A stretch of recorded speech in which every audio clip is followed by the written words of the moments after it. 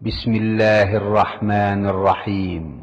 পরম করুণাময় ও অসীম দয়ালু আল্লাহর নামে শুরু। রাব্বিল আলামিন ওয়ালা উদওয়ানা ইল্লা আলাল যালিমিন ওয়াসসালাতু ওয়াসসালামু আলা আশরাফিল আমবিয়াই ওয়াল মুরসালিন নবিয়িনা মুহাম্মাদিন ওয়া আলা আলিহি ওয়া সাহাবাতিহিল গুররিল মায়ামিন আম্মা বা'দ।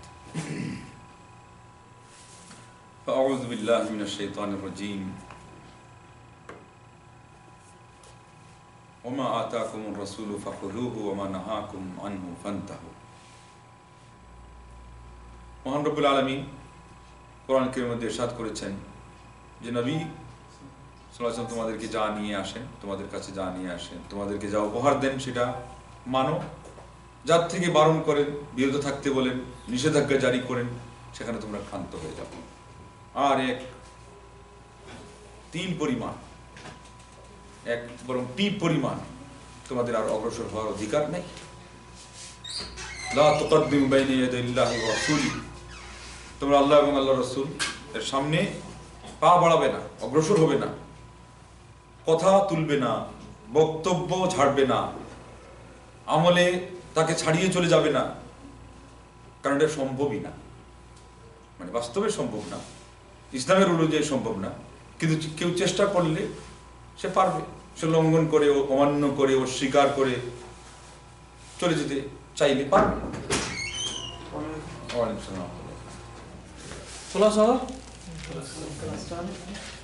অনেকেই এরকম করেছে এবং করছে আমাদের সামনে।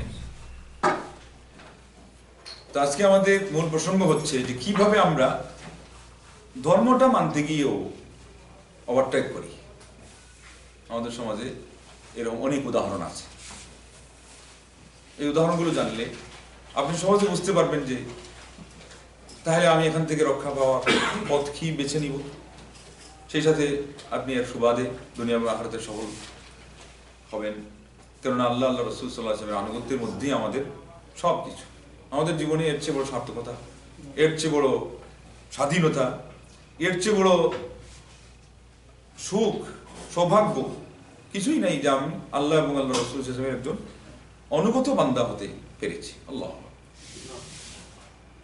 সেখানে দাসত্ব হবে শুধু আল্লাহ, আনুগত্য হবে আল্লাহ এবং আল্লাহ রাসূলের সাল্লাল্লাহু আলাইহি ওয়াসাল্লাম চূড়ান্ত পর্যায়ে।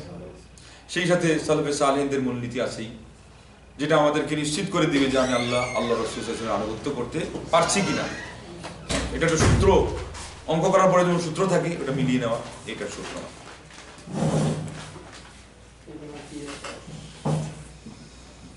আল্লাহ পাক এটাও বলেছেন যে ফালইয়াহযারিল্লাযীনা ইউখালিফুনা আন আমরিহি আন তুসিবাহুম ফিতনাতুন আও ইউসিবাহুম আযাবুন আলীম।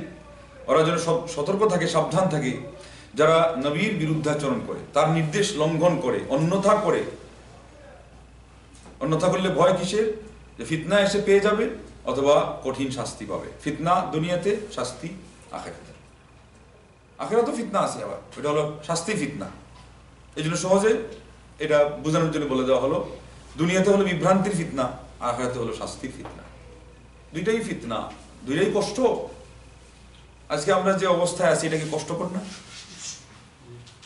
সবচেয়ে বড় কষ্ট ওইটাই যে মানসিক কষ্ট।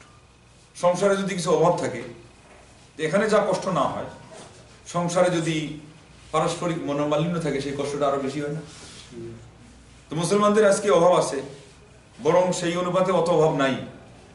এটার সুষম ব্যবহার, সুন্দর বন্টন, ন্যায় বিচার, যার যার অধিকার সম্পর্কে সচেতনতা থাকলে আল্লাহ অভাব রাখেন নাই মূলত। কিন্তু এরপরও যতটুকু কষ্ট হচ্ছে এর কারণে যে আমি সেই পরিমাণে খাইতে পাচ্ছি না, পড়তে পারছি না, লেখাপড়ার অধিকার পাচ্ছি না, নিরাপত্তা পাচ্ছি না, তার চেয়ে বড় হলো ওই যে নিরাপত্তার সাথে সম্পৃক্ত হয়ে যেটা চলে গেছে যে পারস্পরিক দাঙ্গা হাঙ্গামা, দ্বন্দ্ব, কলহ, বিবাদ, বিসংবাদ, মারামারি, কাটাকাটি, রাহাজানি, হানাহানি। এটা হলো সবচেয়ে বড় ফিতনা, পাপাচারের ফিতনা। এক কথায় কালোবাজারি, হাউজি বাম্পার, ঠগাঠগি, প্রতারণা, সেই সাথে চারিত্রিক গ্লানি, হয়রানি, ইফটিজিং, এগুলো তো এরই একটা একটা অঙ্গ মাত্র, এক একটা অংশ। ওই সূত্র থেকে এগুলো ভেসে উঠেছে, ওই বীজ থেকে এগুলো চারা গজিয়েছে। আসল ঘটনা হলো আমরা আল্লাহ ভীতি থেকে যখনই সরে যাই, আল্লাহ রসুলের নির্দেশ থেকে সরে যাই, তখন বিভিন্ন রোগ জীবাণু আমাদের সমাজে দেখা যায়। যেমন শরীরে যখন তার রোগ প্রতিরোধ ক্ষমতা ক্ষয় হয়ে যায়, বিভিন্ন ধরনের রোগ জীবাণু দেখাই দিতে পারে। সেটা কখনো কখনো ক্যান্সার পর্যন্ত পৌঁছেও যায়, ভাইরাস হয়ে যায়। আজকে আমাদের সমাজে কিন্তু ওইটারই আমরা খেসারত নিচ্ছি। বাঁচার পথ কি? বাঁচার পথ হলো পাপ পরিহার করা, আনুগত্য আল্লাহ রসুলের ছাড়া আর কারো না করা। অন্য যে কারো আনুগত্য করবো, আনুগত্য শর্ত হলো আল্লাহ রসুলের কথা অনুযায়ী হতে হবে।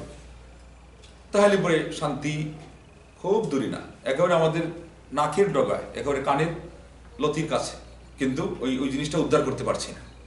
তথাপি আসুন, কোন কোন আগাছা, কি ধরনের ময়লা আবর্জনা, এগুলো আমরা জড়িয়ে রেখেছি, ধরে রেখেছি বলে আজকে আমাদের সমাজে ঐক্য নেই, এবং নানা মতাদর্শ, নানান ধরনের কথা, নানান ধরনের আমল আমাদেরকে বিভ্রান্ত করছে, ক্ষতিগ্রস্ত করছে। এরকম কিছু পয়েন্ট আউট করা হবে, যেগুলোকে কেন্দ্র করে আসল বানিয়ে দেওয়ার কারণে আজকে আমি যখন শুদ্ধিতার পথে, স্বচ্ছতার পথে মানুষকে ডাকি, ঐক্যের পথে ডাকি, আমাদেরকেই উল্টা আরো প্রশ্নের সম্মুখীন হতে হয়। আপনারা এগুলো কেন বলেন? আপনারা বিভ্রান্তি কেন ছড়ান? আপনারা মানুষকে কেন তুচ্ছতাচ্ছিল্য করেন? আমরা বলবো, আমাদের ভাষার মধ্যে কোনো ভুল মানুষ হিসেবে থাকতে পারে, উপস্থাপনার মধ্যেও কোনো সময় ব্যতিক্রম এসে যেতে পারে। সেটা আমরা 100 ভুল স্বীকার করতে যেমন প্রস্তুত, ঠিক আপনাদেরকেও যেটা আসলেই মূলত বিষয় ভুল, সেটাকে ভুল হিসাবে না বলেন, আর যেটা সঠিক সেটাকে আপনি সহ আমি সবাই যদি হা বলতে পারি, তাইলে আমাদের দুনিয়াতেও সফলতা, ফিতনা ফাসাদ থেকে উদ্ধার পাওয়ার ব্যবস্থা, এবং আখিরাতে সবচেয়ে বড় কথা হলো মুক্তির পথ নিশ্চিত হয়। তথাপি এই কথাটাই হলো আমাদের আজকে বলার প্রয়োজন, এবং এটাই হলো আমাদের প্রশ্নের উত্তর, যে নানান কথায়, নানান বক্তব্যে আপনি কোন পথ অবলম্বন করেন। আপনাকে একবার কি বলে দেওয়া হয়েছে কোরআন ও সুন্নাহর পথ অবলম্বন করা, কিন্তু সেটা না করে আজকে আমাদের সমাজে কি করা হচ্ছে? ধরে নিন যে আপনি দেখবেন সমাজে যত্রতত্র ব্যাঙের ছাতার মতো আপনার দুইটা জিনিসের প্রবণতা, একটা হলো মাজার আর একটা হলো খানকা। মাজারকে ধরে নেওয়া হয়েছে মসজিদের পরিবর্তে, খানকাকে ধরে নেওয়া হয়েছে মাদ্রাসার পরিবর্তে, এবং এই দুইটাকে একটা ব্যবসার বাজারেও রীতিমতো কিন্তু পরিণত করা হয়েছে। এবং সেখানে যা করছে তারা, তার চেয়ে সবচেয়ে বড় কথা হলো যে একদল সরলপাল মুসলমানদের ইমান কেড়ে নিচ্ছে। এর চেয়ে আরো আশ্চর্যজনক হলো, ইমানটা কেড়ে নিল, যদি একে কিছু দিত খ্রিস্টান মিশনারির মতো, তাহলে একদিক তার ছিল, দুনিয়ার দিকটাও। এরা কি করলো? ইমানও নিল, তার পকেটও সাফ করে নিল। এবং কিভাবে, সেটার ব্যাখ্যা আজকে হবে না, এটা আপনারা বিভিন্ন সময় হয়তো শুনেছেন এবং আরো শুনবেন। একটা পয়েন্ট যে এটা কিন্তু আমাদের বড় একটা বিভ্রান্তি এবং ফিতনা এবং আমাদের আযাব ও গজবের ইস্যু। 88 বন্যাতে যখন 18 পীরও বলেছিল যে তোমরা সবাই তওবা করো, তো একজন বলেছিল যে আপনার তওবার খবর কে নিবে? আমরা তো মনে করি সবার আগে সবচেয়ে বড় পাপ থেকে তওবা করতে হয়, তাহলে আপনাদের আখড়াগুলোতে শিরিক হয়, আপনারা কেন তওবা করেন? আর ওনাদের তওবা কি ওখানে বসে হবে? ওনাদের তওবা করতে গেলে ওই গদি ছাড়তেই হবে।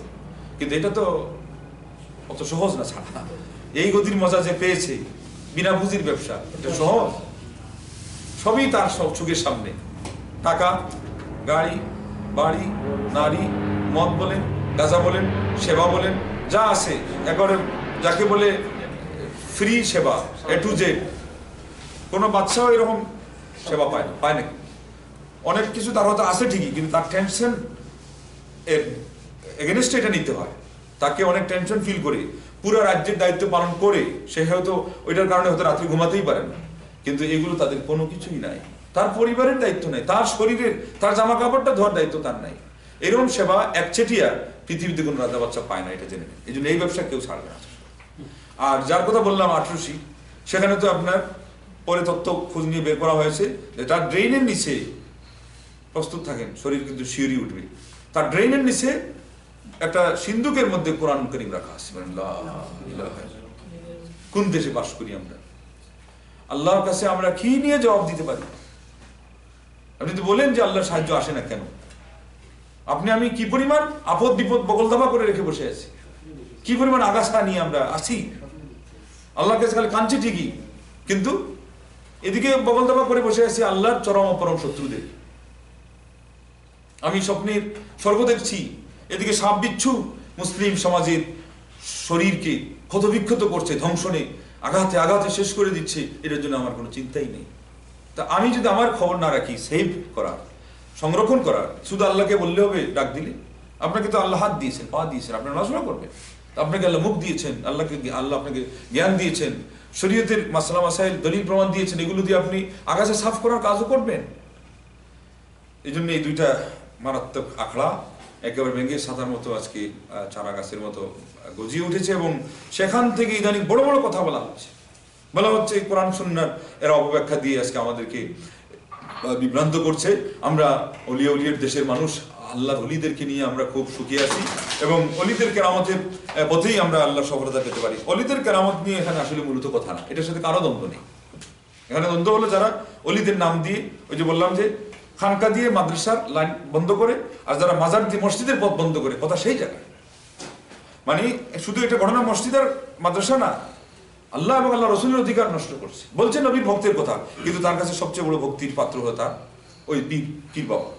বলছে আল্লাহর কথা, কিন্তু মূলত তার কাছে ওই নবী সাল্লাল্লাহু আলাইহি ওয়াসাল্লামের হাতে, এরপরে পরবর্তীতে অন্যান্য অলিয়া উলিদের হাতে সকল ক্ষমতার কথা। তারা বলছে সকল ক্ষমতা এগুলো দিয়ে দেওয়া হয়েছে অলিদের হাতে। বলেন নাউযুবিল্লাহ। তাহলে আল্লাহ সাহায্য করবেন? আপনি নিজে বললেন যে শাহ মাহদুমের বাংলাদেশ, শাহপরানের বাংলাদেশ, আর এসে বলেন যে রহম করুন আল্লাহ। তো আল্লাহ বলবে যে তোমার যখন দেশে দিয়ে দিছো শাহ মাহদুমকে, শাহপরানকে, সে আমার বান্দা, তো তোমার সাহায্য সেই করুক, আমার কি দরকার আছে? বলবেন তো সেই জন্য আল্লাহর কাছে সাহায্য চাওয়াটা, এই কথাটাই আমরা বলতে পারলাম না ঠিক মতো। আমাদের আমলে আর কত ময়লা না থাকতে পারে, কত আবর্জনা না থাকতে পারে। আসুন, আপনি কত দেখবেন মানে সর্বাঙ্গেই ব্যথা, ওষুধ মালিশ করবেন কোথাও। কালিমা, কালকে আমার কাছে একজন হিন্দু মুসলমান হতে আসতেই আমাকে বলছে যে কালিমা তো আমাকে একজনে বলছে আপনাদের ইসলামে 5টা আছে। আমি বললাম এটা কে বললো? যে আমার এলাকা থেকে, কলকাতা থেকে একজন আসছে, সে বই নিয়ে আসছে, মানে 5 কালিমা। একজন মানুষ প্রথমে মুসলমান হতেই যদি তাকে 5টা কালিমা মুখস্থ করতে বলা হয়, সে তো পালিয়েও যেতে পারে, এগুলোই মুখস্থ করতে পারে, একটাই তো পারে না। আমি বললাম ইসলামে দীক্ষিত হওয়ার কালিমা মাত্র একটা, বাকিগুলো কোনোটা দোয়া, কোনোটা তাসবিহ, কোনোটা হলো আপনার একটা ইসলামের বক্তব্যকে এখানে জমা করা হয়েছে, এগুলো কোনো কালিমা না, একটাই কালিমা। বলে কোনটা? লা ইলাহা ইল্লাল্লাহ মুহাম্মাদুর রাসূলুল্লাহ। বললো ব্যাস, এটা তো বিরাট বড় একটা আমার জন্য চান্স, আপনি খালি বলেন আমি পড়ি, মুসলমান হতে আমি এখনই প্রস্তুত। অথচ 4টা কালিমা আমাদের ইনারা বইয়ের মধ্যে লিখে রাখছে। এরপর তারা খুব খুশি যে ইসলামে ওনারা খুব অবদান রাখছেন, আমরা খালি বিভ্রান্তি করাচ্ছি। 4টা কালিমা দিয়ে উনি যে কত মানুষকে ক্ষতিগ্রস্ত করলেন। ওনার মুসলিম ঘরে জন্ম নেওয়া কত মুসলিম ব্যক্তিকেও তিনি বিতৃষ্ণা জায়গায় দিলেন যে এটা কখন মুখস্থ করবো, আর এরপরে আমি কখন নামাজ শিখবো, তার চেয়ে হুজুরের কাছ থেকে পালিয়ে গেলেই ভালো। অনেক ছাত্রদের গিয়ে দেখবেন মক্তব থেকে এখান থেকেই পালিয়ে গেছে। এটা একটা কারণ।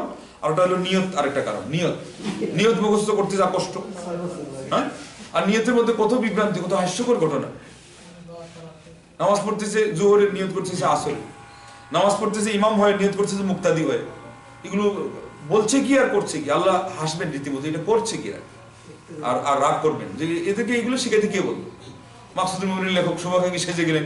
ভাষা হলো নবীর, দিন হলো নবীর মাধ্যমে আনা, আর নিয়ত শিখান আমাদের মাকসুদুল মুমিনের লেখক হলো। আপনি বাংলাতে শিখান একটা, আরবি শিখাইতে গেলেন কেন?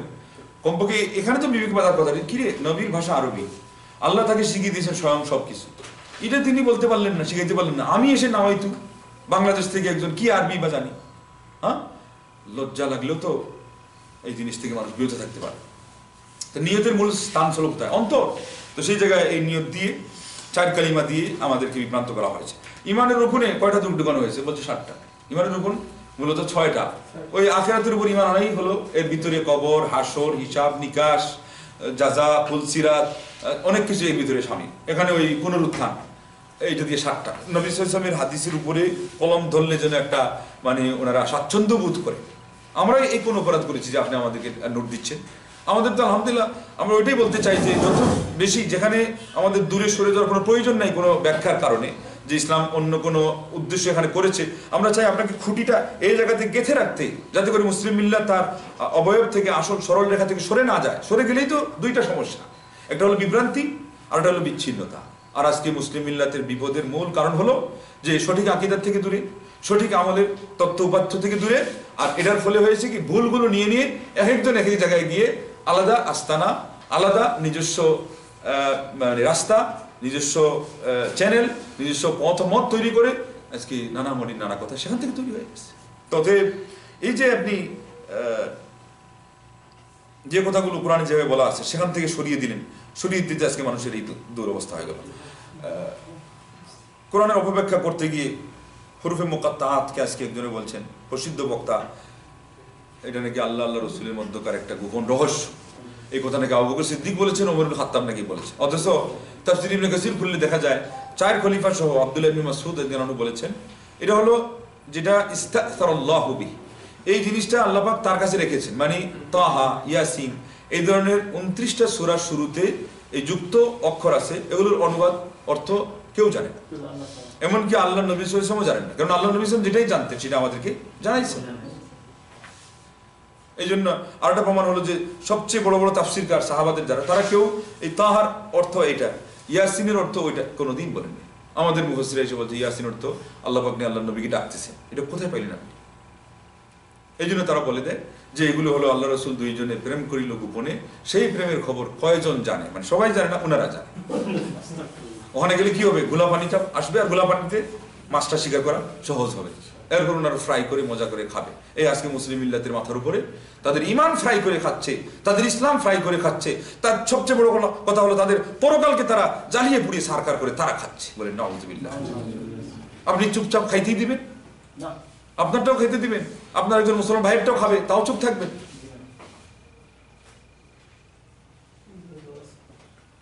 এটার কথা আল্লাহ জানতে দেননি। এটাকে বড় বড় মুফাসসিররা বলছেন, ইমাম রাজি থেকে, জামাখশারি থেকে নিয়ে, ইমাম আপনার এই যে কুরতুবী থেকে নিয়ে, সেই সাথে ইবনে কাসির তাদের সাথে সঙ্গ দিয়েছেন, ইবনে তাইমিয়া সহ বড় বড় মুফাসসিররা একমত হয়েছেন যেটা হলো আল্লাহ রাব্বুল আলামিন একটা চ্যালেঞ্জ হিসেবে ব্যবহার করেছেন। তোমরা খুব বেশি সাহিত্যিক হয়ে গেছো, তো আমার এই তাহার অনুবাদটা বলো। আল্লাহু আকবার। এটা তো একটা আরবি অক্ষর থেকে যুক্ত হয়েছে, পারবে না, চ্যালেঞ্জ। এবং এই জন্য ইবনে কাসির রাহিমাহুল্লাহ বলছেন এই ধরনের প্রত্যেকটা যুক্ত অক্ষরের পরে যে আয়াতগুলো আসছে সেগুলোতে কোরআনের যে একটা সত্যতা এবং তার যে একটা শক্তি, পরাশক্তি, সেটা কোথায় প্রমাণ করা হয়েছে। ইয়াসিনের পরে গিয়ে আসছে ওয়াল কুরআনিল হাকিম, প্রজ্ঞাপূর্ণ কোরআন, আল্লাহ তার শপথ। এইভাবে আপনার আলিফ লাম মিম বলে যেখানে সূরা আল ইমরান শুরু হচ্ছে, প্রথমটাই দেন আলিফ লাম মিম বলে যালিকাল কিতাবুল লা রাইবা ফিহি, আল্লাহ চ্যালেঞ্জ। পৃথিবীতে কোনো কিতাবের লেখক এই ধরনের কথা বলতে পেরেছে? আল্লাহ চ্যালেঞ্জ করে বলেছেন এই কিতাবে সন্দেহের এক তিল পরিমাণ পর্যন্ত নেই। তাহলে পরে এইভাবে আল ইমরানে কি আলিফ লাম মিম দিয়ে শুরু হয়েছে তানজিলুল কিতাবুন আনজালনাহু ইলাইকা লিতুখরিজা আন-নাসা মিনাজ যুলুমাতি ইলান নূর, আল্লাহু আকবার। তোমার প্রতি কিতাব নাযিল করেছি মানুষকে অন্ধকার থেকে আলোর দিকে বের করে নিয়ে আসার জন্য। বিইজনি রাব্বিহিম ইলা সিরাতিল আজিজিল হামিদ, তাদের রবের অনুমতি ক্রমে ইলা সিরাতিল আজিজিল হামিদ, প্রশংসিত আল্লাহ রাব্বুল আলামিনের পথে এবং রাস্তায়। আল্লাহু আকবার। এটা আল ইমরান না, এটা হলো অন্য সূরা, সূরা তাহা খুব সম্ভব। তো মোট কথা এই ধরনের মানে আল্লাহ রাব্বুল আলামিন অথবা সূরা ইব্রাহিম, যেই হোক আপনারা দেখে নিন, আয়াতটা আমি বলে দিলাম। তো আল্লাহ রাব্বুল আলামিন যেই সূরাগুলোই এই ধরনের যুক্ত অক্ষর শুরু করেছে সেখানে কোরআনের পরাক্রমতার কথা বলেছে। আজকে সেটাকে অপব্যাখ্যা দেওয়া হচ্ছে। কারা দিচ্ছে? আমরা দিয়েছি না ওনারা দিই? ওনাদের বড় বড় ফেমাস বক্তারা এগুলো বলে বেড়াচ্ছে এবং সাহাবাদের নামে মিথ্যা অপবাদ দিয়ে বলছে এটা হলো গোপন রহস্য। এরপরে ফার্সি কবিতা বলছে মান্না গঞ্জম দার জমিন ও আসমা লেকিন গঞ্জম দার কুলুবে মুমিন। আল্লাহ নাকি বলছে যে আমি আসমান জমিনে ঠাই পাই না, কিন্তু আমি মুমিন বান্দার অন্তরে ঠাই পেয়ে যাই। মান্না গঞ্জম দার জমিন ও আসমা লেকিন গঞ্জম দার কুলুবে মুমিনা। আমার আল্লাহ বলেন, আমার ভাইরা, আমার বন্ধুরা, আল্লাহ ডাক দিয়ে বলেন আমি আসমান জমিনের মতো বিস্তীর্ণ জায়গাতে ঠাই পাই না, কিন্তু আমার মুমিনের ছোট্ট একখানা অন্তরে আমি আল্লাহ ঠাই পেয়ে যাই। আর আমাদের দেশের মুসলমানরা চিৎকার করে বলছে আল্লাহু আকবার, আর না বললে বক্তারা বলে নিচ্ছে বলুন না সুবহানাল্লাহ। এই সুবহানাল্লাহ বলছে কিসের উপর বললো এটাও জানে না। নাউযুবিল্লাহর জায়গায় আস্তাগফিরুল্লাহ, আস্তাগফিরুল্লাহর জায়গায় আলহামদুলিল্লাহ, আলহামদুলিল্লাহর জায়গায় সুবহানাল্লাহ বলছে, আর উলট পালট করে সারা ধর্মের তত্ত্বকে শেষ করছে। আমরা কি করলাম আপনার প্রতি যে আপনি আমাদের উপরে এত অগ্নিশন? মহিলাদের নামাজ বিকৃত করে দেওয়া হয়েছে, মা বোনদের নামাজ সাল্লু কামা রাআইতুমুনি উসাল্লি, আল্লাহ নবী বলছেন যেভাবে আমাকে নামাজ পড়তে দেবো সেভাবে নামাজ পড়ো। আজকে আমার মা বোনকে তারা এইভাবে নামাজ পড়তে দেয় না, বাধা দেয়। এমনও লোক পাওয়া যায় যে লাইট জ্বালিয়ে দেখে যে ওই সেজদা কেমনে দিচ্ছে, তার স্ত্রী। সে যেভাবে বলে নামাজ পড়তে সেইভাবে পড়তে হবে, নবী যেভাবে শিখিয়েছেন সেভাবে পড়া যাবে না। এই কোন ইসলাম? এটা ইমানদারি কোথা থেকে আসবে? আল্লাহ নবী সাল্লাল্লাহু আলাইহি ওয়াসাল্লামের সামান্য মহব্বত থাকলে কি এটা হতে পারে? অথচ এই লোক নবীর নাম শুনলে আবার কাঁদে, এটা কোন কান্না? নবীর অপমানে যদি কাঁদে না তোর মন, মুসলিম নয় মুনাফিক, তুই নবীর দুশমন। এখানে নবীর আদর্শের অপমান হচ্ছে, আপনি কাঁদলে কি হবে? ওই কান্না হলো মায়া কান্না, ওই কান্না হলো মুনাফিকি কান্না।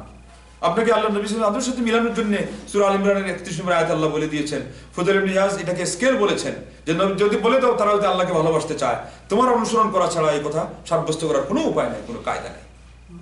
স্কেল মেপে মেপে আপনি দেখবেন নবীর অনুসরণ কতটুকু করলেন, আল্লাহর ভালোবাসা ততটুকু হলো। আল্লাহ, আর ওইটাই তো আল্লাহ নবীরও ভালোবাসা। স্বয়ং আল্লাহর ভালোবাসা যদি নবীর অনুসরণ দিয়ে মাপ দেওয়া যায়, তো হুবু ওই নবীর ভালোবাসা তার অনুসরণ দিয়ে মাপতে হবে না। এখানে আর বলার অপেক্ষাই রাখেন, এই জন্য আল্লাহ পাক তার কথা দিয়ে এটা ক্ষান্ত করেছেন, আল্লাহ সারিয়ে দিয়েছেন যে নবীর ভালোবাসা আগাগোড়া এ টু জেড মাপ হবে আপনার তার অনুসরণ দিয়ে।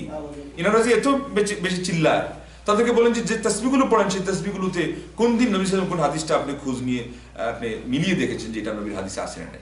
3 তাসবিহ 6 তাসবিহ পড়াচ্ছে, চিল্লিয়ে চিচিয়ে জিকির, নাচ ফাল দিয়ে জিকির, তারপরে আপনার মানে সমস্বরে জিকির, বেহুশ হয়ে জিকির, এগুলো পাইল কোথায়? নবী সাল্লাল্লাহু আলাইহি ওয়াসাল্লামের আদর্শ যদি সামান্য পরোয়া করতো, 2 আনার মূল্য দিত, তাইলে আমাদের সমাজে এই ধরনের জিকির আসতো যে জিকিরে মানুষ বেহুশ হয়ে যায়। ওই জিকিরের মধ্যে আইসি একা যাইমু একা সঙ্গে কেহ যাইব না, মনের বাতি আসল বাতি, মোমের বাতির দরকার নাই, চোখ চোখ, এগুলো বলতো। আর বলতে বলতে শেষ পর্যন্ত যে পানির ভিতর জ্বলছে বাতি, চোখ মেলিয়ে দেখো না, খাজা বাবার মুরিদ হলে নামাজ রোজা লাগে না, এগুলো বলতো। নামাজ রোজা পর্যন্ত বন্ধ করে দিচ্ছি, এমনই বাতি তাদের কাছে। এটা কোন বাতি? ওই বাতির তো আমাদের প্রয়োজন নাই। আমরা বরং বলি তোমাদের ওই বাতির প্রয়োজন নাই, নবীর বাতি যথেষ্ট, আমি নবীকে মহব্বত করি, তোমাদের এই বাতির প্রয়োজন নাই। চুপ চুপ করে এটা নিবান, যেটা নিবারিত করার কথা সেটাকে জ্বালাচ্ছেন আপনারা। তাহলে আল্লাহর সাহায্য কিভাবে আসবে? আল্লাহর সাহায্য এসে এই দেশে থাকার জায়গা পাচ্ছে না, সাহায্যের জন্য আল্লাহ রাব্বুল আলামিন উদ্গ্রীব এবং প্রস্তুত হয়ে আছেন। আপনি আজকে যুক্তিবাদকে প্রাধান্য দেন, আল্লাহ রাব্বুল আলামিন আসমা ও সিফাতের কথা যখন আসে আপনি আশারি হয়ে যান, আপনি মাতুরিদি হয়ে যান, আপনি মুতাজিলি হয়ে যান, বলেন যে বিবেক বুদ্ধিতে যেটা আসে না এটা আমরা মানি না। কেন? আল্লাহর ক্ষেত্রে বিবেক বুদ্ধি আপনি কি জানেন যে আল্লাহ রাব্বুল আলামিনকে চিনবেন আপনার বুদ্ধি দিয়ে, যে আল্লাহ কত বড় না জানি, অতএব আরশের উপরে বললে এটা আরশ জায়গা দিতে পারবে কিনা? আপনার বাবার সম্পত্তি আরশ, আল্লাহর মেহমানদারি আপনাকে করতে হবে, যে আপনি বলবেন যে আপনার বুদ্ধিতে কুলাইলে আপনি মানবেন, নাইলে নাই। আপনার ইমানের মূল প্রশ্নের মূল মানে প্রমাণটাই হলো আপনি কি আল্লাহ রাসূলের কথা মানার জন্য প্রস্তুত কিনা। আল্লাহ বলেছেন আর রহমান আল্লাহ আরশে ইস্তাওয়া, আপনার মানতে তো বাধা কিসে? কি সমস্যা? ক্ষতিটা কিসে? ওই ইমানের ক্ষতি, কিন্তু বুঝি না। আমাদেরকে বলে দেওয়া হচ্ছে যুক্তি। এখানে যুক্তি কেন? আপনার কোন বুদ্ধি আছে যে আপনি যুক্তি আটান? আপনাকে এখন যদি বলা হয় যে আসমানটা বলেন থেকে কোথায় গিয়ে নেমে গেছে, আপনি দেখবেন যে চোখের দৃষ্টি যেখানে নেমে গেছে আপনার আসমান মাটিতে নেমে গেছে। আল্লাহর কসম ওই জায়গায় আপনি গিয়ে দেখেন আসমান তার জায়গাতে আছে। আল্লাহু আকবার। চোখের সামনে আপনাকে বলে দিচ্ছে চোখ যে সে মাপকাঠি না, সত্যের মাপকাঠি না। আপনি এটা দিয়ে কি প্রমাণ নিতে? গ্লাসে একটা কাঠি রেখে দেখেন, এই মিশ্রাক রেখে দেখেন, এটা আসতো একটা মিশ্রাক, দেখবেন যে 2 টুকরা হয়ে আছে, ভেঙে আছে, আবার তুলেন সে জায়গাতেই আছে আপনার চোখের সামনে। 1 ফিট দূরে যে গ্লাসটা, সেখানে আপনার চোখের ভুল আপনি বাস্তবে প্রমাণ পাচ্ছেন। এরপরে আপনি যুক্তি কেন প্রাধান্য দেন? চিক চিক করে বালি, কোথা নাই কাদা। মানে এই যে মরুভূমির দেশ গিয়ে দেখবেন যে খালি সাগরের মতো থই থই করতেছে পানি, সামনে গিয়ে দেখেন পুরা মরুভূমি, পানিই নেই। তো আপনার চোখ বালুকও পানি দেখে, এটা কোন চোখ? তো এই মানুষ তো আপনি, আপনার মাথায় কি বুদ্ধি আছে যে আপনি এটা দিয়ে আল্লাহকে চিনবেন? আজকে আপনারা অনেক কথাই বলেন আল্লাহ রাসূলের ভক্তে, আর আমার সর্বর মুসলমানদেরকে আপনারা স্বীকার করেন, কিন্তু আপনারা আকীদার মানার ক্ষেত্রে যে আপনাদের যুক্তির পূজা করেন, আপনারা যে যুক্তির পূজাতে মুক্তির কোনো পথ নাই যতক্ষণ পর্যন্ত ওহীর লাইট আপনি না জ্বালাবেন। সেই জন্যই কোরআন এবং সুন্নাহ আল্লাহ পাক উপহার দিয়েছেন। তো সেখান থেকে আকীদা না নিয়ে আমরা কি এক হতে পারবো কোনোদিন? অথবা আমরা আল্লাহর সাহায্য পেতে পারবো বা নেক বান্দা হতে পারবো? সম্ভব না, আদৌ সম্ভব না। আর এক হওয়াটা এত জরুরি জিনিস। এক হো যাইয়ে বন শিখতে হ্যাঁ খুরশিদ মুবিন, ওরনা ইন বিখরি হুয়ে তারো সে ক্যা কাম বনে। কবি বলেছেন এক হয়ে যায়, তাহলে পরে সবাই মিলে একটা সূর্যের মতো হয়ে যাবে। আর না হলে বিচ্ছিন্ন জায়গায় বিক্ষিপ্ত তারকাগুলো রেখে আপনি জমিনবাসীকে আলো দিতে পারবেন না। তারকা তো অনেক বড়, কিন্তু তারকা কোনোটা আছে সূর্যের চেয়েও বড়, চন্দ্রের চেয়েও বড়, কিন্তু এরপরে যে আমাদের সামনে যে তারকা, সেই জন্য তারা সব একা একা দূরে দূরে থেকে আলো দিতে পারে না। কিন্তু জমিনবাসীকে আলো দেয় কখন? যখন সূর্যে পরিণত হয়, যখন চন্দ্রে পরিণত হয়। তো উনি বলছেন যে ওই বিক্ষিপ্ত তারকাগুলোকে নিয়ে যখন আপনি একটা সূর্য তৈরি করবেন, এটা দুর্গ হবে। দুর্ভেদ্য কেল্লা হবে। আল্লাহু আকবার। আজকে মুসলিম মিল্লাত বিচ্ছিন্ন হয়ে আছে। এই আলোগুলোকে যখন একসাথে আনা হবে, সারা পৃথিবীকে আপনি আলোকিত করবেন। দেশ তো দূরের কথা, দেশ আলোয় আলোকিত হয়ে যাবে। আজকে আমরা অন্ধকারটাই ছাড়তে পারতেছি না, অতিক্রম করতে পারছি না। আষ্টে পৃষ্ঠে অক্টোপাসের মতো আমাদেরকে বিভিন্ন দিক থেকে ফিতনা, ফাসাদ, ছুবল থাবা এগুলো আমাদের ধরে রেখেছে। এইভাবে আল্লাহ রাব্বুল আলামিন সম্পর্কে আপনি ধারণা করছেন এতটুকু যে আল্লাহ নাকি বান্দার মধ্যে মিশে আছে। এটা হলো এই হিন্দুদের আকীদা, চণ্ডীদাসের আকীদা, যে শুনো হে মানব ভাই, সবার উপরে মানুষত্ব, তার উপরে নাই। ইবনে আরবি একজন এসে উনি বলে দিল যে আল্লাহ রাব্বুল আলামিন বান্দার মধ্যে লীন হয়ে যান। আরেক দল আপনার ওই ইমদাদুল মুহাজির মাক্কির হাওয়ালা দিয়েও, আমার কাছে বইয়ের পৃষ্ঠাও লেখা আছে, সেখানে বলে দিয়েছে, উনি নাকি বলেছেন যে বান্দা ইবাদত করতে করতে এক পর্যায়ে সে নিজেই নাকি আল্লাহ হয়ে যায়। বলে নাউযুবিল্লাহ। আমার বিশ্বাস হয় না যে ইমদাদুল মুহাজির মাক্কি হয়ে তিনি এই কথা বলবেন। এগুলো যারা বলেছে বেশিরভাগ আমার মনে হয় পরবর্তীরা বানিয়ে বলে দিয়েছে। এবং এই ব্যাপারে অনেক লম্বা কাহিনী আছে, কিভাবে হজ্জের মৌসুমে তারা কিভাবে ইমদাদুল মুহাজির মাক্কিকে এরকম মানে ভণ্ডামির একটা রূপ দিয়ে দিল, যে উনি তাদের জাহাজ ডুবে যাচ্ছিল জিদ্দা থেকে 75 কিলোমিটার দূরে, ইমদাদুল মুহাজির মক্কি ভারতবর্ষ থেকে গিয়ে জাহাজ তুলে দিলে। এরপরে হজ্জে গিয়ে দেখে যে উনি দাঁড়িয়ে আছেন এই তওয়াফের জায়গায়, তার এই ডানের কাঁধ থেকে ফিলকি দিয়ে রক্ত বের হচ্ছে। পরে উনি বললেন যে তোমাদের যে জাহাজটা তুলে দিলাম, তো ওই তুলে দেওয়ার কারণে আমার এখানে রক্ত। জাহাজ তুলে দেওয়ার মতো এত বাহাদুর হলে তো রক্ত আসার কথাই না। আর যদি জাহাজের আঘাতে একজন মানুষের কষ্ট হয়, তো জানে বাঁচারও কথা না। জাহাজ কি যুক্তি! আর ভারত থেকে উনি এসে গেলেন। ইমদাদুল মুহাজির মক্কিকে আমরা বড় একজন ভালো আবেদ জানি, আল্লাহর দাস, সাধক বান্দা, আলিম মোটামুটি হলো। কিন্তু এরা যেভাবে আকৃতি প্রকৃতি এগুলা মানে রূপ দেয়, এগুলি আমাদের সমাজের আলিমদেরই অপমান করে দেয়। আব্দুল কাদের জিলানী এগুলো শুনলে খুশি হইতেন যে উনি মায়ের পেট থেকে বের হয়ে বাঘ তাড়িয়ে দিয়েছেন, 18 বার কোরআন নিয়ে এসেছেন, ওগুলো উনি স্বীকার করতেন। আল্লাহ নিজে কোরআনে বলছেন যে আল্লাহ তোমাদেরকে মায়ের পেট থেকে বের করেছেন, লা তা'লামুনা শাইআ, এক অক্ষরও জান না। এরা বলছে 18 পারাই জানে। আল্লাহর কোরআনের প্রতিবাদ, বলেন নাউযুবিল্লাহ। আব্দুল কাদের জিলানী একজন আলিম ছিলেন। আবার আরেকজন সিলেটের একজন বক্তা বলছে, নুরুল ইসলাম সিরাজুল ইসলাম, যে আব্দুল কাদের জিলানী যাচ্ছেন ইমাম আহমদ হাম্বলের মাজার জিয়ারত করতে। আহমদ হাম্বল কবর থেকে উঠে এসে বললেন যে জিলানী, তুমি আমার মাযহাবের অনুসারী জানি ঠিকই, কিন্তু সাধনার জগতে আমি তোমার অনুসারী। এই আল্লাহ, চিৎকার দিয়ে সবাই বলছে বলেন না সুবহান, মানে সাব্যস্ত করবে যে পীররা হলো বড়। আর এদিকে ইমাম নাওয়াবী বলছেন যে আবু হানিফা এবং শাফি রাহিমাহুল্লাহ, যারা ফিকহ শাস্ত্রে বড় বড় আলেম, দুইজনই তো প্রসিদ্ধ আলেম, এনারা বলছেন যদি ফকিরা আল্লাহর ওলি না হয়, তাহলে দুনিয়াতে ওলি বলতে নাম কাটাও, সবার নাকে খত দিয়ে দাও, কোনো ওলি নেই। আল্লাহু আকবার। ইল্লাম ইয়াকুনুল ফুকাহা আউলিয়া আল্লাহ ফালাইসা আলা ওয়াজহিল আরদি ওলি। যদি ফকিরা আল্লাহর ওলি না হন, তো দুনিয়াতে কোনো ওলি নেই। আর ইনি আহমদ হাম্বলকে নিচে নামাই দিচ্ছে।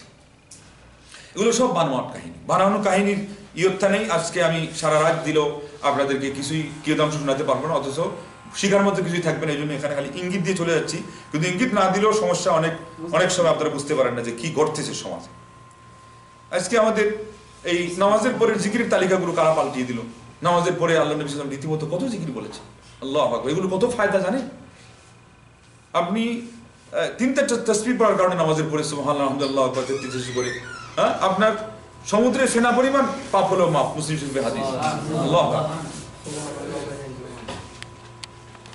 আরো কিছু জিকিরের কথা প্রথম পাঠে আপনারা পাবেন, বলে দিয়েছি। এগুলো শুনলে আমার মনে হয় না আপনারা অনেকেই শুনেছেন বলে কি ফায়দা। এগুলো প্রথম ইয়েতে আপনারা আজকে প্রথম পাঠেই এই বলবে। আল্লাহু আকবার। এখন বললে আমার সময় কিন্তু এখান থেকে গ্যাপ হয়ে যাবে। তো আপনি সুন্নতি তরিকা অনুযায়ী জিকির শিখুন। আপনার দায়িত্ব শিখিয়ে দেন। আমার দেশে মুসলমান উদ্গ্রীব হয়ে আছে, আরে আল্লাহ, রাতের ঘুম বাদ দিয়ে, খাওয়ার আরাম বাদ দিয়ে, ছেলেমেয়ের মায়া বাদ দিয়ে, পরিবার খবর বাদ দিয়ে এসে খেতামুড়ি দিয়ে বড় বড় চাদর নিয়ে বুড়ো মানুষ কাঁপতেছে, এইরকম হা করে শুনতেছে যে আলিমরা কি বলবে। আলিমরা তাদের মুখে কাদা ছুড়ে দিল। ইন্না লিল্লাহি ওয়া ইন্না ইলাইহি রাজিউন। নবী সাল্লাল্লাহু আলাইহি ওয়াসাল্লামের হাদিসে অসংখ্য গণিত জিকিরের ভান্ডার ভরপুর, কিছু দিতে পারলো না। তার মুখের মধ্যে একটা নর্দমার একটা নোংরা জিনিস ছুড়ে মেরে দিয়ে তাকে বিদায় দিয়ে বুঝাই দিল যে আমি তোমাকে মণিমুক্তা দিয়ে দিছি, আতর গোলাপ মাখাই দিয়ে দিছি। ইন্না লিল্লাহ। এরপরে টাকাটাও দিয়ে আল্লাহর বান্দা চলে গেল বাড়িতে একটা আমল নিয়ে, যে আমলের কোনো ভিত্তি নেই, সব পথ দূর কথা, আরো গুনাহ বেদাত নিয়ে চলে গেল।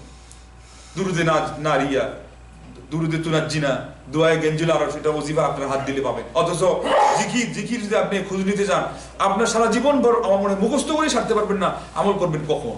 সেই জন্য ওগুলো খুব তাড়াতাড়ি এই পথে আপনারা অগ্রসর হন। যে নবী সাল্লাল্লাহু আলাইহি ওয়াসাল্লাম কোন সময় কত দোয়া করতেন, নামাজের শেষ বৈঠকে কত দোয়া করতেন, আমরা কয়টা মুখস্থ করেছি, কয়টা এখনো বাকি আছে। সেজদায় কয়টা পড়তেন, রুকুতে কয়টা পড়তেন, আমরা কয়টা মুখস্থ করেছি, কয়টা এখনো বাকি আছে। বিভিন্ন উপলক্ষে জায়গায় ঘরে ঢুকতে, বের হতে, মসজিদে, আল্লাহু আকবার, রাস্তা ঘাটে, সফরে কখন কোনটা পড়েছেন। হতে পারে একটা দোয়া পড়ার কারণে আপনার জীবনের সেখানে নিরাপত্তা ছিল, ওই দোয়াটা না পড়ার কারণে নির্ঘাত আপনি ধ্বংস হচ্ছেন, অ্যাক্সিডেন্টে আপনার জান যাচ্ছে, প্রাণ যাচ্ছে, আপনার আপন জন হারা হচ্ছে, ছেলে এতিম হচ্ছে, আপনার স্ত্রী বিধবা হচ্ছে, নবী সাল্লাল্লাহু আলাইহি ওয়াসাল্লাম একটা দোয়া মুখস্থ না করার কারণে। উল্টা ওই বেদাতি দোয়াগুলো করার কারণে আরো গুনাহ, আল্লাহর গজবে পড়ে আপনি দুনিয়াতেও ক্ষতিগ্রস্ত হচ্ছেন, আখিরাতেও আপনার সর্বশান্ত হচ্ছে, ইন্না লিল্লাহি ওয়া ইন্না ইলাইহি রাজিউন, সর্বহারা হচ্ছে। তো এই জন্য এইগুলো আমাদেরকে কারা করেছে, যারা সুন্নত থেকে মুসলমানদেরকে দূরে সরাচ্ছে।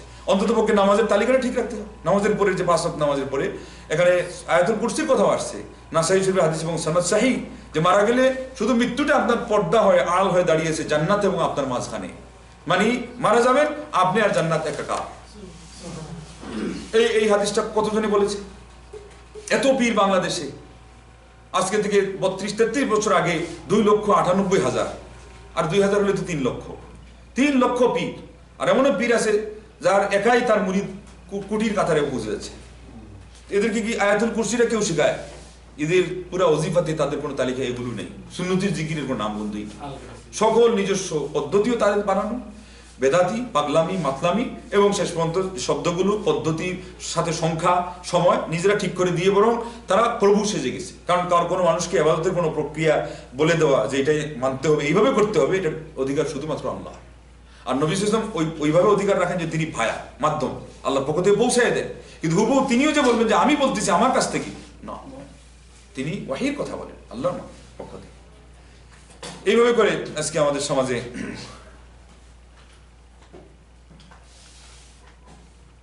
ওই তাসবিহ উঠিয়ে দেওয়া হয়েছে, এর এগেনস্টে কি রাখা হয়েছে, সবাই সম্মিলিত মুনাজাত করবে। মুনাজাত যদি আপনি না দেন, আপনি দুনিয়ার বিশ্বকারী, হাফিজে কোরআন, আলিমে দ্বীন, বক্তা, আলোচক, লেখক, গবেষক, পর্যালোচক, সমালোচক চিনি না, মুনাজাত দেয় নাই, আমাদের নামাজটা নষ্ট করার জন্য আসছে, ওরে পারলে মসজিদ থেকে বাইর করে দিন, আর নাহলে এক জায়গায় থাকতে দিন, কিন্তু খবরদার ওনার চেহারা যেন জায়েজ নামাজ না দেখি। কেন? উনি বেদাতে একটা আমল করেন, একটা সম্মিলিত মুনাজাত। কিভাবে জায়গা দখল করেছে বেদাত আর সুন্নতকে উৎখাত করে দিয়ে, করুণ পরিস্থিতি। এইভাবে আজকে ফজর নামাজে আমাদের লোকজন আসলে কি করে, ওই দাঁড়িয়ে যায় খাম্পার নিচে আল্লাহর পিছনে। আল্লাহ নবী নাকি বলছেন যে জামাত দাঁড়িয়ে গেলে কোনো নামাজ নেই, কিন্তু ফজর আছে। এটা কোথায় পাবো? এটা তিরমিজির বরাতে অথবা আরো কোনো কিতাব বরাতে, মারিফুল কোরআনের মধ্যে পাবেন আপনি, কিন্তু হাদিসটা বিশুদ্ধই নেই। তো এইভাবে করে আমাদের সমাজে অশুদ্ধ আমল ঢুকিয়ে দেওয়া হয়েছে, যার ফলে বিশুদ্ধ আমল বাদ পড়েছে। বিশুদ্ধ আমল কি ছিল? ফরজ নামাজ দাঁড়িয়ে গেলে আল্লাহ নবী বলছেন আর কোন নামাজ নাই, আপনি এখানে অংশ নেন। ওই একটা কথা আল্লাহ নবী বলছেন রুকুই নামাজ, সেখান থেকে আলিমুল বলছেন শেষ রাকাতের রুকু, যেহেতু রুকুই নামাজ তাইলে এটা নামাজের মূল কাজ শেষ রাকাতের রুকুর পরের বাকি আছে সেজদা এবং তাশাহুদ দিয়ে ফিনিশিং দেওয়া। এই পর্যন্ত যদি আপনি পুরা করতে চান তাইলে পারেন, অনুমতি আছে। কিন্তু আপনি দেখবেন যে অনেকে নতুন করে নামাজ শুরু করতেছে, অনেকের পুরা 2 রাকাতে বাকি, কেবল এই প্রথম রাকাত শুরু করলো। আপনি যদি বলেন, সে মনে করবে যে পাহাড় ভেঙে তার মাথায় পড়ে গেল, যে আপনি আমার নামাজ অবস্থায় কথা বলেন কেন? কিন্তু এই নামাজটাতে আল্লাহ নবী সাল্লাল্লাহু আলাইহি ওয়াসাল্লাম না বলে শেষ করে দিয়েছেন, যে এটা পড়লেও হবে না। এটা বুঝাবেন কখন? যতক্ষণ পর্যন্ত আল্লাহ নবী সাল্লাল্লাহু আলাইহি ওয়াসাল্লামের ফরমান, তার নির্দেশ মানার যে একটা পাওয়ার এই মুসলিম সমাজের ভিতরে আপনি না ঢুকাই দেবেন। আর এটা ঢুকাইতে গেলে আগে অন্যান্য আগাছা পরগাছার যে একটা চারা লেগে আছে অন্তরগুলো আপনি খসাবেন, সেগুলো আপনি সরিয়ে নিয়ে আসবেন। তাহলে দেখবেন যে আস্তে আস্তে মানুষের মনের ভিতরে এগুলো ঢুকে পড়ছে শক্তি নিয়ে এবং তার প্রভাব নিয়ে। মসজিদে প্রবেশ করলে আপনি যদি সালাম দেন, তো সকল মুসল্লিরা আপনার উপর খড়গহস্ত হয়ে যায়, কিসের সালাম আপনার? আমাদের নামাজ নষ্ট করে দিন। আর যদি ফরজ নামাজের পরে মাইক ধরেন কথা বলার জন্য, অবস্থা আরো খারাপ। এই কি শুরু করেছে? আমাদের নামাজ নষ্ট হয়ে যাচ্ছে। আল্লাহ নবী সাল্লাল্লাহু আলাইহি ওয়াসাল্লাম ফরজ নামাজের পরেও আলোচনা করেছেন। আপনার এমন অবস্থায় খেয়াল রাখবেন, সুন্নত নামাজ তো মূলত বাড়িতেই পড়ার কথা। আর না হলে আপনি আপনার মনোযোগিতা ধরে রাখার জন্য যত বেশি আপনি মনোযোগ শক্তিশালী করবেন, এটা কোনো আপনার জন্য ডিস্টার্বের কারণ হবে না। নবী সাল্লাল্লাহু আলাইহি ওয়াসাল্লাম আমাদের করে বলেছেন। অথবা বক্তা সাহেবকে বলতে হবে যে একটু মানে নিম্নগামী শব্দে বলুক, কিন্তু কথা বলাই হারাম। একজন তো পুরা যুদ্ধ শুরু করে দিয়েছে, কোন হাদিসে আছে যে নবী সাল্লাল্লাহু কথা বলেছে? আরে মুসলিম শরীফেই তো আছে, পুরা কানা দাজ্জালের লম্বা কাহিনী আল্লাহ নবী সাল্লাল্লাহু নামাজের মধ্যে বলেছে। আল্লাহ নামাজের পরে মসজিদে বলেছে। তিনি নামাজের পরে স্বপ্নের তাবির বলতেন, নামাজের পরে তিনি আপনার ওই বিচার ফয়সালাও করতেন, মীমাংসা করতেন, দুইজন পারস্পরিক যে ঝগড়া বিবাদ সেগুলো সমাধান আল্লাহ নবী সাল্লাল্লাহু করতেন। তো সময় শেষের দিকে এসে গেছে, আজকে অনেক করুণ কাহিনী এবাদত যেগুলো হলো শেষ পর্যন্ত পারিবারিক বিষয়ে, সাংসারিক বিষয়ে, সামাজিক বিষয়ে আমাদের নানা কথা, এটা বলে শেষ করে দিব। তালাক হয়ে গেল 3 তালাক। হাদিস অনুযায়ী কিন্তু 1 মাসে মানে পবিত্র অবস্থায় 1 মেয়াদে একটা তালাক হবে, আরেকটা আরেক মাসে, আরেকটা আরেক মাসে, এইভাবে 3টা হলে সম্পূর্ণ হয়ে গেল। আর 3টা হয়ে যাওয়ার পরে আর কিছুই চলবে না, বোঝাপড়া, আরেক জায়গায় স্বাভাবিকভাবে বিয়ে হবে, স্বাভাবিকভাবে তালাক হবে, কোনো রেডিমেড কিছু না, তখন এই লোক নিতে পারবে। কিন্তু আমাদের সমাজে কি করে দেওয়া হয়, এদিকে একটা দিয়েই বলে দেওয়া হয় যে সব সমাধান হয়ে গেছে, শেষ, ক্লিয়ার কাট। আর এরপরে কি বলা হয়, কারণ একটার পরে তো কিছু থাকারই কথা, এই জন্য ইসলাম বলছে 3 ধাপে শেষ হোক। তারা এদিকে 1 ধাপে শেষ করে দেয়, 1 কূপেই শেষ। আর এরপরে করে কি জানেন, এরপরে হিল্লা বিয়া, এটাকে পাঠা বিয়া হাদিসে বলা হয়েছে, যদিও এটা মওকুফ সাহাবাদের বাণী, কিন্তু আল্লাহ নবী সাল্লাল্লাহু আলাইহি ওয়াসাল্লাম যে লানতের কথা বলেছে এটা তার নবী সাল্লাল্লাহু আলাইহি ওয়াসাল্লাম থেকে সাব্যস্ত হয়েছে। আর পাঠা বিয়ার যে আখ্যায়িত করা পাঠা বিয়া নামে, এটা সাহাবীদের থেকে এসেছে। সাহাবীদের যে কথাটা আল্লাহ নবী সাল্লাল্লাহু আলাইহি ওয়াসাল্লাম থেকে না শুনলে বলার কথা না, সাহাবারা একটা জিনিসকে পাঠা বিয়া নামে আখ্যায়িত করবেন নবী সাল্লাল্লাহু আলাইহি ওয়াসাল্লাম না শুনে, এটাও হতে পারে। তো যাই হোক, এরপর আমরা বলবো এটা সাহাবীদের বাণী। আর এটা আল্লাহ নবী বলছেন যে যে এটা করলো, যে করাইলো, দুইজনকে আল্লাহ অভিশাপ করেছেন। অভিশাপ যে জায়গাতে বলা হয় এটা জায়গা, এটা কিন্তু হারামের জায়গা, এটা কোনো হালালের জায়গা থাকে না। অভিশাপ কি হালালের হতে পারে? আল্লাহ পাক কি কোনো বৈধ কাজে অভিশাপ করেন নাকি? তো এটা হারাম। অথচ আমাদের সমাজে আজকে একদল ঠিকাদারি নিয়ে নিয়েছে, এটা দিয়েই কিন্তু অনেকে ইনকামও করে, জানেন, ইনকামও করে। আমি আপনাদের সংসারটা জড়াই দিলাম, আপনারা আমাকে যেভাবে পারেন একটু খুশি করে ফেলেন। শুধু তাই না, এরপরে সারা জীবন চলে, ও আপনাদের তো সংসার ভেঙে গিয়েছিল বলে, হ্যাঁ হ্যাঁ আপনি তো জোর দিয়েছেন, কিন্তু কেমনে যে উনি জোড়া দিল, ওইদিকে আল্লাহর সম্পর্ক ভাঙিয়ে দিয়ে, আল্লাহ নবীর হাদিস কেটে দিয়ে, আল্লাহ নবী সাল্লাল্লাহু আলাইহি ওয়াসাল্লামের সাথে তার সম্পর্ক নষ্ট করে দিয়ে, এই লোকটা সারা জীবনকে জিনার ময়লা দিয়ে কলুষিত করে সে বলে সংসার জুড়ে দিয়েছে, বলে নাউযুবিল্লাহ। এই ধরনের আরো কত দুর্ঘটনা। উনি 7 বার হজ করেছে, উনি আবার ওই ভেঙে দেওয়া সংসার জুড়ে দিচ্ছে। কেন? আমার মুখ পাক, আমি 7 বার কাবার গিলাফ ধরে আমি লটকেছিলাম, এই জন্য আমার মুখ বলে পাক। বাদুর হয়তো আপনার চেয়ে আরো বেশি লটকেতে পারে, কোনো পাখি আপনার চেয়ে বেশি লটকেতে, ওর মুখ তো আরো বেশি পাক। আল্লাহ হজটাই কবুল করেছেন কে জানে, কিভাবে হজ করেছেন আপনি আলিম না, তো আপনার নাইলে এই কথা কেন বলেন আপনি? তো যাই হোক, এইভাবে আজকে আমাদের সমাজে নানা ধরনের এই বিচ্ছিন্নতা এসে গেছে। আমরা মূলনীতি থেকে সরে গেছি, কোরআন সুন্নাহ থেকে।